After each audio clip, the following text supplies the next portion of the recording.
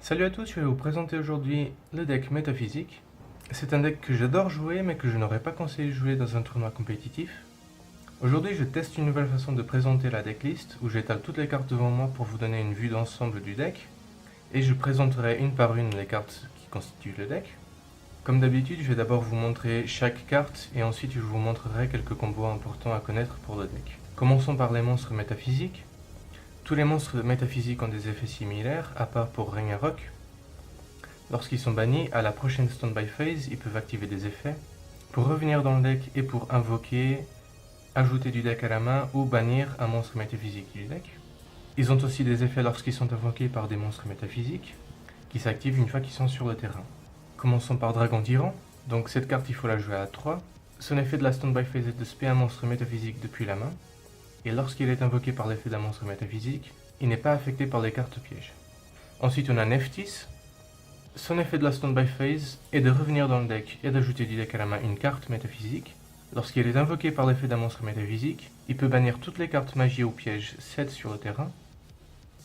On passe ensuite à Dédale Métaphysique. Cette carte, je la joue seulement à 1 car elle n'est pas utilisable avec transaction. Et car elle est très facile à utiliser lorsqu'elle est bannie ou lorsqu'elle est dans le cimetière, mais on veut surtout pas l'avoir en main et c'est surtout pour ça que je la joue seulement à 1.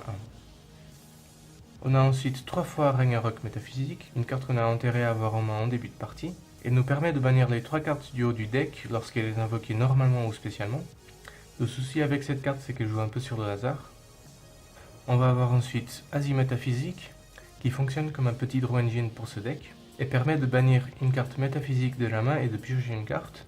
Lorsqu'un monstre métaphysique est banni, selon si c'est notre tour ou le tour de l'adverse, elle va soit réduire de 500 points d'attaque et de défense tous les monstres sur le terrain qui ne sont pas métaphysiques, ou si c'est pendant le tour adverse, changer la position de combat de tous les monstres sur le terrain sauf celle des monstres métaphysiques. On va jouer 2 fois Dimension Métaphysique. Il suffit de la jouer à 2, au cas où la première dimension est détruite. Cette carte va nous permettre d'interrompre le jeu de notre adversaire. Lorsqu'une carte métaphysique est bannie, on peut cibler et bannir une carte sur le terrain adversaire. Et lorsque l'adversaire invoque spécialement un monstre sur son terrain, on peut invoquer spécialement un monstre métaphysique banni. On va avoir ensuite Ascension Métaphysique, notre cible la plus importante pour Sarcophage Doré. C'est une carte qu'on a intérêt à bannir très vite et qu'on n'a pas trop intérêt à avoir en main en début de partie. Parce que lorsqu'elle est bannie, elle nous permet d'ajouter du deck à la main une carte métaphysique. Et aussi, lorsqu'elle est bannie, au bout de 2 tours, elle retourne dans la main. Il suffit d'en jouer 2 pour faire tourner en boucle cet effet. On va passer maintenant au engine. On va jouer l'engine invoqué, avec en une fois Aleister. Il suffit de le jouer une seule fois parce qu'il est cherchable avec le terrain. Je joue en une fois Invocation, parce qu'elle aussi est cherchable avec Aleister. On va jouer en 3 fois le terrain, Magical Meltdown. Remarquez que je joue aussi en une fois Terraformation, qui nous sert à donc avoir le plus vite possible en main le terrain. Le terrain cherche Aleister et protège ses effets. On va ensuite jouer l'engine Fusion Brillante, avec évidemment 3 fois Fusion Brillante. Cet engine nous permet d'invoquer spécialement de l'extra avec Séraphinite, qui nous permet d'avoir 2 invocations normales. Cela nous permet de jouer à la fois et Ragnarok et Aleister si on les a en main. Pour l'engine, j'utilise la Lazuli, mais on peut évidemment utiliser Garnet. On va passer maintenant au stable. Je joue en une fois Fairy Tail Snow, qui est ma cible pour l'engine Fusion Brillante aussi. Il faut l'avoir aussi vite que possible dans le cimetière. Elle permet de bannir 7 cartes de la main du cimetière ou du terrain pour s'invoquer spécialement sur le terrain. Et mettre face verso un monstre adverse. Cet effet se joue très bien en combinaison avec les effets des monstres métaphysiques. On va jouer en 3 fois Sarcophage Doré et nous permet de bannir une carte depuis le deck. On va jouer en 2 fois Appelé de la Tombe. On va jouer en une fois Fissure Dimensionnelle, carte très importante à avoir dans ce deck. Tous les monstres sur le terrain sont bannis lorsqu'ils sont envoyés au cimetière. On va jouer en 2 fois Transaction, qui constitue un draw engine avec nos monstres métaphysiques de niveau 8. On va jouer en une fois Zone de Dimension Parallèle. C'est une carte qui se joue pendant le tour adverse pour que tous les monstres envoyés au cimetière ce tour-là soient bannis à la place. Je la joue à la place de Macrocosmos car, contrairement à Macrocosmos, qui peut être détruite par un effet de carte, Cette carte a juste besoin d'être activée en début de tour, et l'effet dure de toute façon jusqu'à la fin du tour, que cette carte soit détruite ou non, ce qui peut être très embêtant pour l'adversaire si lui dépend beaucoup d'envoyer ses monstres au cimetière pour jouer. On va jouer Honest en une seule fois, et nous permet d'activer l'effet de Ragnarok métaphysique. Rappelons que Ragnarok, lorsqu'il inflige des dégâts à l'adversaire, permet d'invoquer du deck un monstre métaphysique. Il faut faire attention avec cette carte car elle ne peut pas être utilisée lorsque l'effet de fissure dimensionnelle ou zone de dimension parallèle est activé. On va jouer en une fois Twin Twisters qui nous permet de nous débarrasser de cartes magie piège sur le terrain de notre adversaire. Et finalement on va jouer Enterrement inutile qui nous permet d'envoyer un monstre du deck au cimetière.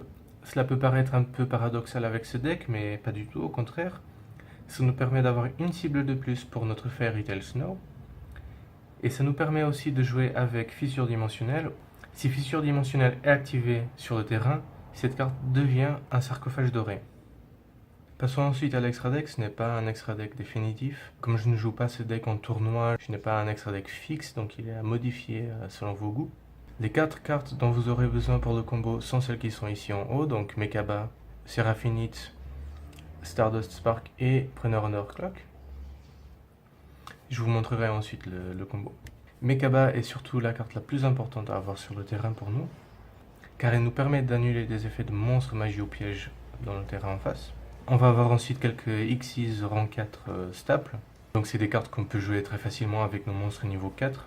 On va avoir par exemple Résident des Abysses pour jouer contre des decks qui ont besoin d'activer des effets dans le cimetière. Castel pour passer des monstres qui ne peuvent pas être détruits par effet de carte ou combat. On aura aussi quelques staples Xyz rang 8 pour jouer avec nos monstres niveau 8, dont on peut avoir assez facilement 2 monstres niveau 8 sur le terrain. Donc Titanesque Galactique, Cypher, qui se suit donc de Dark Matter. On va passer maintenant au combo que je voulais vous montrer. Pour faire ce combo, on aura besoin d'avoir en main Fusion Brillante, Aleister qui est cherchable avec le terrain, Ragnarok métaphysique qui est donc cherchable par exemple en bannissant Ascension métaphysique avec Sarcophage doré. Le combo se fait comme suit. Supposons que ça c'est notre main de départ. On va commencer par activer Fusion Brillante. On va invoquer notre Seraphonite en envoyant du deck au cimetière notre Lazuli et Snow. On va ensuite faire notre normal supplémentaire pour Aleister et notre normal summon pour Ragnarok. On va activer l'effet d'Aleister pour chercher dans le deck notre invocation. On va avec ces deux monstres faire Preneur Honor Clock. On va activer invocation en bannissant de notre cimetière Aleister et un autre monstre. Donc si on n'a vraiment pas le choix, on va utiliser Snow, mais c'est pas l'idéal. L'idéal c'est de défausser de la main un monstre métaphysique.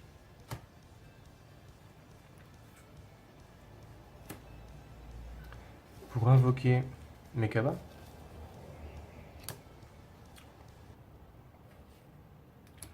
on utilise l'effet d'invocation. Invocation revient dans le deck.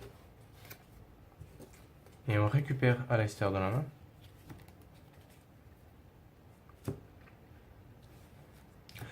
On va utiliser l'effet de Snow pour l'invoquer spécialement.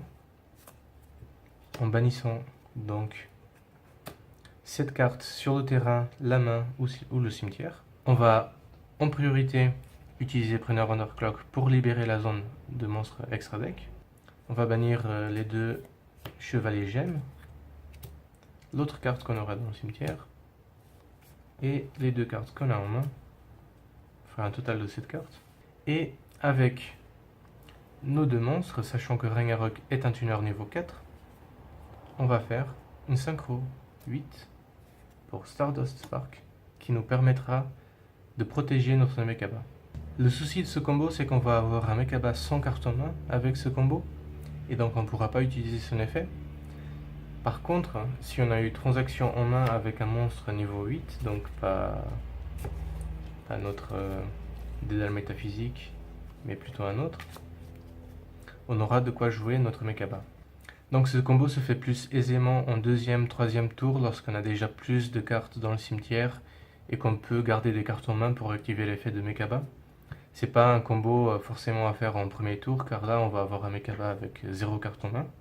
Donc là encore une fois, ce combo a ses défauts et ça montre que ce deck n'est pas un deck compétitif.